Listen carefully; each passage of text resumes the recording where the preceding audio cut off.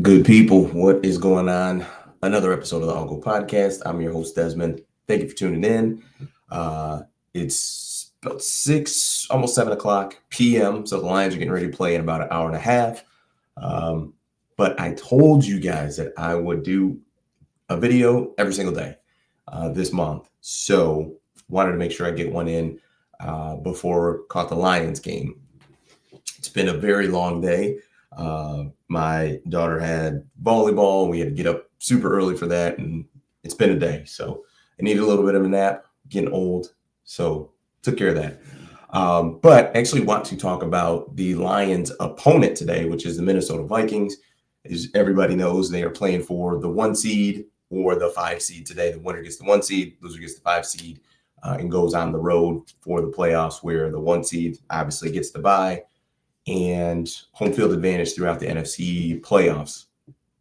There's been a lot of talk of what should the Vikings do with Sam Darnold. I've heard franchise him. I've heard let him walk. I've heard you've got to go to J.J. McCarthy. My personal thought on it is, to me, it's relatively simple. And the only caveat I will give is assuming he doesn't have an absolute meltdown. So let's assume Sam Darnold does not throw 3 interceptions against the Lions. They get the 5 seed, and he just has a meltdown against the Rams, who it's looking like they are going to play it looks like will be the 4 seed. And he doesn't throw 3 interceptions in that game and just has another, replay of his New York Jets game where he said on a hot mic, "I'm seeing ghosts out there." Assuming that doesn't happen, what I would do, I would just give him the Trevor Lawrence contract. And I do understand that you have already, drafted J.J. McCarthy. I get that. But number one, outside of preseason, we haven't seen J.J. McCarthy play. He had to get a procedure on his knee, and it didn't sound like that was anything extremely serious. He got a second procedure, which it sounded like a lot of that was due to the infection. So it wasn't a structural issue. It's just, hey, there's some infection, need to go back in, so on and so forth. Of course, it's easy for me to say they're not cutting and opening up my body. It's his, but from what I read, that is the situation there. But in the NFL and these days, you need to invest in a backup quarterback. And whether that's, draft pick, whether it's compensation, whether it's a combo of both, you need to have a guy that can come in and just keep you afloat for a 3-game, 4-game stretch in a season. Can you go 1-3, 2-2, 3-1? You're holy cow, you've hit the lotto.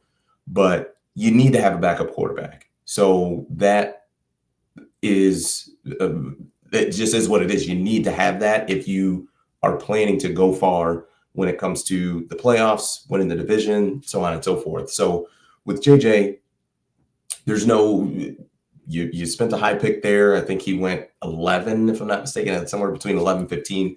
I understand it. You spent a draft pick there, but you need to have a good backup option. So stick with JJ as your backup. But for Sam Darnold, the entire goal of drafting a quarterback, high, is to get a starter that's playing at a high level. Ideally, it would be that guy because, the rookie contract, the rookie scale, it's just super advantageous to have that as far as the salary cap goes, right? A quarterback that's making $10 million, $15 million, so on, something in that range is ideal. But it doesn't always happen that way. I look at the 49ers, for example, and things have been rougher than this season, but they drafted Trey Lance. That didn't work out well, but they got Brock Purdy, and that did work out well. I mean, they ended up trading Trey Lance before his even rookie contract was up. But that's a similar thing. Is the goal is to get a guy who can play at a high level. And the Niners got kind of the best of both worlds because the guy that they drafted high didn't work out, but they also had a rookie quarterback who came in and played well. So they definitely got the benefit there.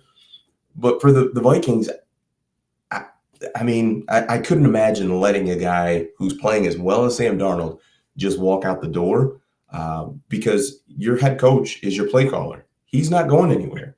So he's going to have the same play caller. So even if you want to call him a system quarterback, Well, great. That system isn't changing for the next 4 to 5 years.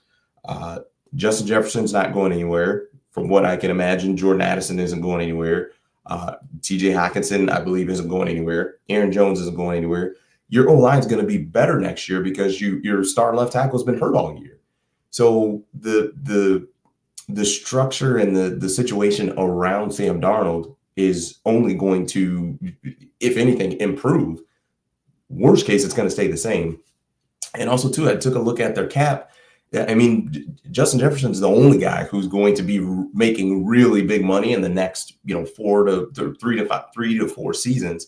So you've got the cap space to do it, and not that you just want to be willy nilly with the money that you're giving out, but there's teams that would give their right arm to have a quarterback that playing the way Sam Darnold is. I mean, Cleveland Browns would give anything for that. The Giants would give anything for that. The Raiders would give anything for that. So you've got a guy, he's in your building. You know what he looks like in your system. You know the chemistry he has with Justin Jefferson, Jordan Addison, the head coach, the locker room. They seem to love him.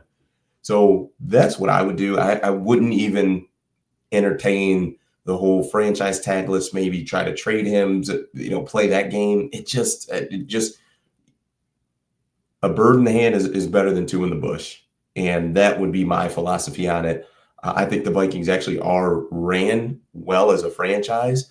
And doesn't mean that they're going to do, what I would suggest. Who knows what they will do, but that would be my thought. Just get him locked up, get him signed. I don't think he's going to command, beating Dak Prescott $60 million a year, which is basically a fully guaranteed deal. But I would imagine Sam Darnold is going to take the Trevor Lawrence deal, 5-year, $275 million, with I think 142 guaranteed at signing. I would do it and not think twice about it. So let me know your thoughts. Appreciate it. That's it for me. Peace.